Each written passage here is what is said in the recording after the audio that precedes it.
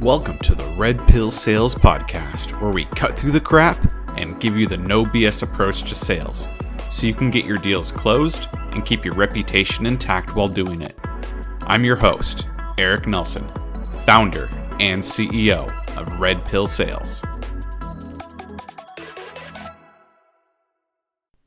Welcome back. Today, I'm going to give you 5 ways to instantly connect with anyone. Now, the primary function of the amygdala in the human brain is to alert us to threats to our survival. So whenever a person goes into, say, a retail environment where there's an expectation that they'll be sold to, be it a car dealership, a jewelry store, or a cell phone dealer, well, their fight or flight response is automatically triggered. Now, it's the job of the salesperson to neutralize that fight or flight response as quickly as possible by building a rock-solid connection and making the prospect feel safe and cared for. Tall order, huh? Not necessarily, if you know the right things to do. So today I'm going to give you 5 keys to building an instant and lasting connection with anyone. So let's go on a journey and discover what those things are. Number 1, make a strong first impression. On the phone, you have about 4 seconds, and in person, you have about a quarter second before your prospect chews you up and spits you out and makes an initial judgment about whether or not they want to work with you.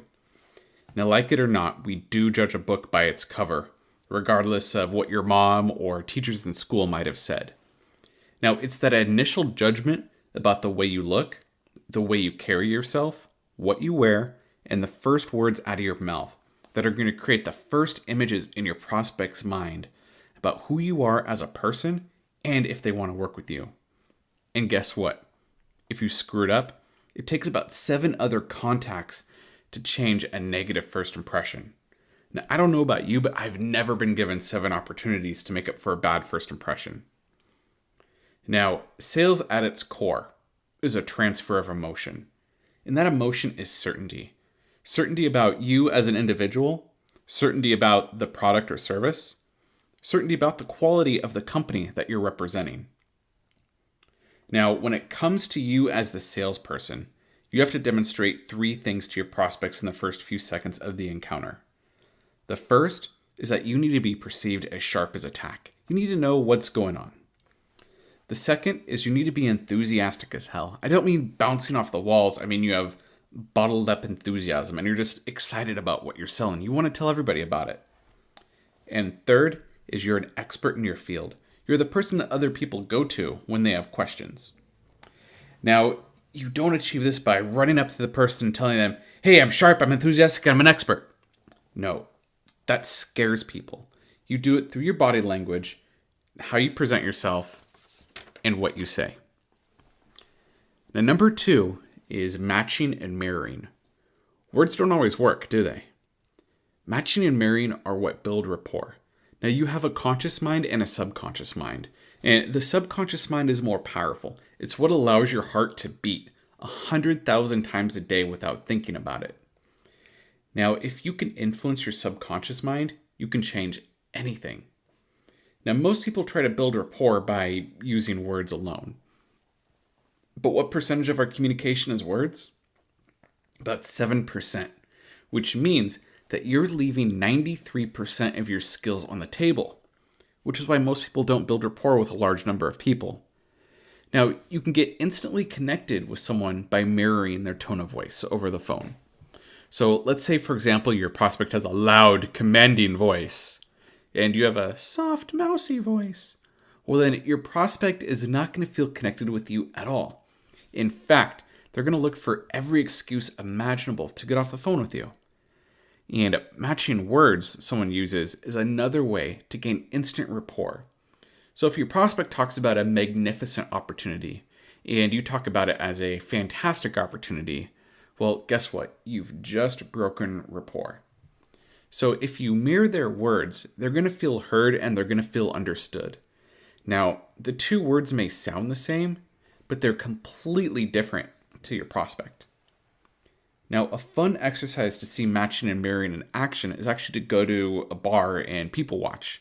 So try noticing a couple talking And if they're in deep rapport, you'll notice they match each other's body language. So when one leans in, the other's going to lean in. When one leans away, the other's going to lean away. Now, number 3 is use their name. Now, the sweetest sound to anyone's ears is the sound of their own name. That is, unless it's followed by your middle name and it's coming from your mom. Then it's just complete terror because you know that you screwed up. But really, nothing will make a person feel more cared about than if you remember their name and repeat it often. That doesn't mean that you need to say it every sentence. It means using it enough throughout the conversation to emphasize that you're paying attention and hearing your prospect. And number 4, turn off your inner voice. People tend to have around an 8-second attention span, and it's probably shorter than that today because everyone is so sucked into their phones and receiving instant gratification all day long. And listening is also hard too because we're often consumed with ourselves. And it's really hard to walk into a conversation without my agenda being written all over my forehead and your agenda being written all over yours. Now I'm going to give you 3 tips to be a better listener. So tip number 1 is listen to learn, not to be polite. Now often, whether realizing it or not, people listen to each other out of generosity and not out of curiosity. So listening is good, but the intent needs to be curiosity and not generosity. So every day, ask yourself, what am I going to be curious about? And how many things am I dead wrong about? Now, both questions effectively open your ears. And it's really about having a beginner's mindset walking into a conversation. And number 2 is quiet your agenda. Now, while you can't control someone else's listening habits, you can control your own. And that involves quieting your own mind. So turn off your own agendas, that inner voice that you have, and really try to listen to what the other person is trying to say. So if we ever finish a conversation and surprisingly have learned nothing, well, we weren't really listening in the first place. And number 3 is repeat back what you heard. Now, a number of problems interfere with people's ability to understand accurately what another person is trying to communicate. Am I anticipating what the other person is about to say? Do I agree or disagree with what's being said? Maybe I'm agreeing too quickly, and upon reflection, I find myself disagreeing later. Simply put, there's more opportunity to misunderstand than there is to actually understand. So implement a process called active listening, where the basic concept is repeating back to the speaker what you heard. Now finally, number 5 is seek a deeper understanding. Now, there's an inverse relationship between someone's pain and someone's action threshold, meaning that without any other variables present, the higher someone's pain, the lower their action threshold. The lower someone's pain, the higher their action threshold. Now, in reality, we all have different levels of action thresholds.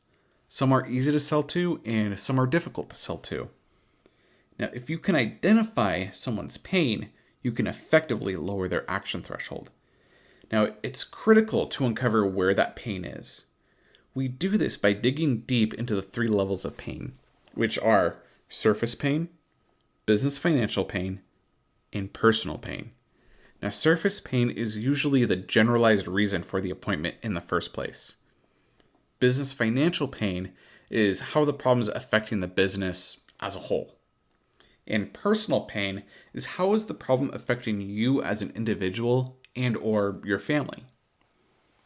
Now, once you've identified the pain and brought it to the surface, you'll be able to lower the action threshold and boom, you're able to take a really tough buyer and turn them into an easy buyer with a low action threshold.